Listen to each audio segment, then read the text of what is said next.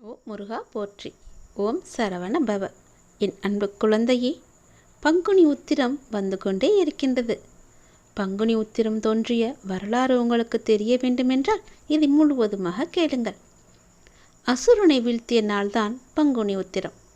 பங்குனி மாதம் உத்திர நட்சத்திரம் வரும் நாளே பங்குனி உத்திரமாக கொண்டாடப்படுகிறது.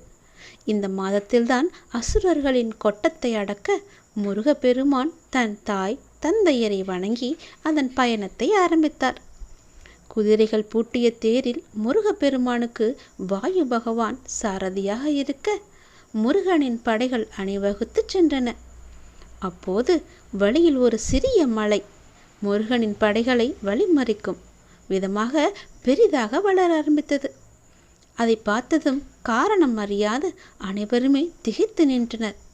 அப்போது அங்கிருந்த நாரதர் அம்மலையை பற்றி முருகனிடம் கூறினார். இந்த மலை கிரவுஞ்சன் என்னும் அசுரனாக இருந்து எல்லோருக்கும் தீமைகளை புரிந்த தீய சக்தி அது. அகத்திய முனிவரின் சாபத்தால் அசையாமல் மலையாகி நின்றாலும் இருந்த இடத்தில் இருந்து கொண்டே தன்னை கடந்து செல்பவர்களை ஏமாற்றி தொல்லை தந்து கொண்டிருக்கிறது என்று கூறினார்.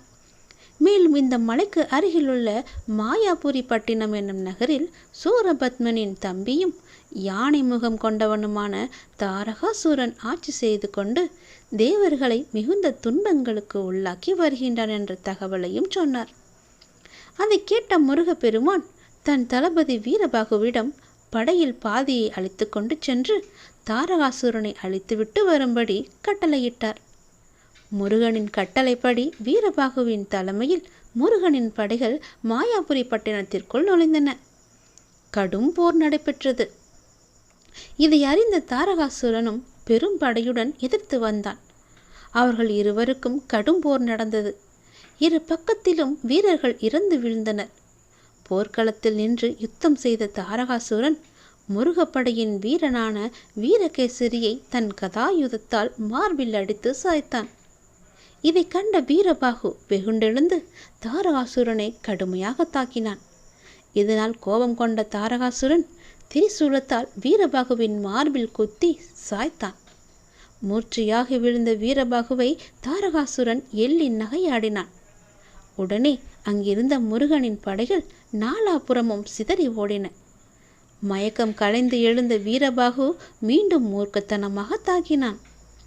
எதிர்த்தாக்குதல் நடத்த முடியாமல் தாரகாசுரன் தன் மாய வேலைகள் மூலம் எளியாக மாறி கிரவுஞ்ச மலைக்குள் புகுந்து கொண்டான். வீரபாகுவும் அவனை தொடர்ந்த மற்ற வீரர்களும் விடாது மலைக்குள் நுழைய மலை தன் வேலையை காட்ட ஆரம்பித்தது.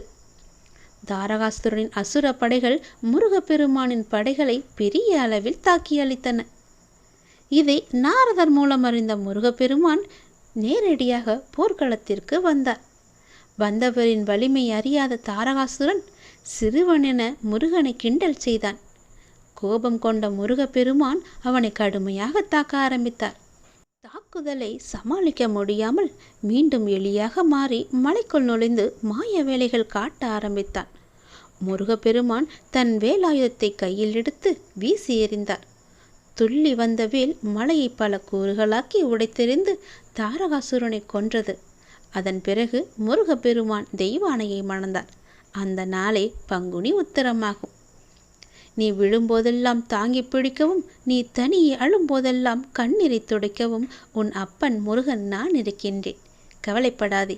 கந்தா சரணம் என்று சொல்லு, முருகா போற்றி என்று சொல்லு, சண்முகா சரணம் என்று சொல்லு. நான் வருகிறேன் உன் கண்ணீரை துடைக்க. உன் கைகளை தூக்கி நிறுத்தவே நான் வந்திருக்கிறேன். சந்தோஷமாக இரு.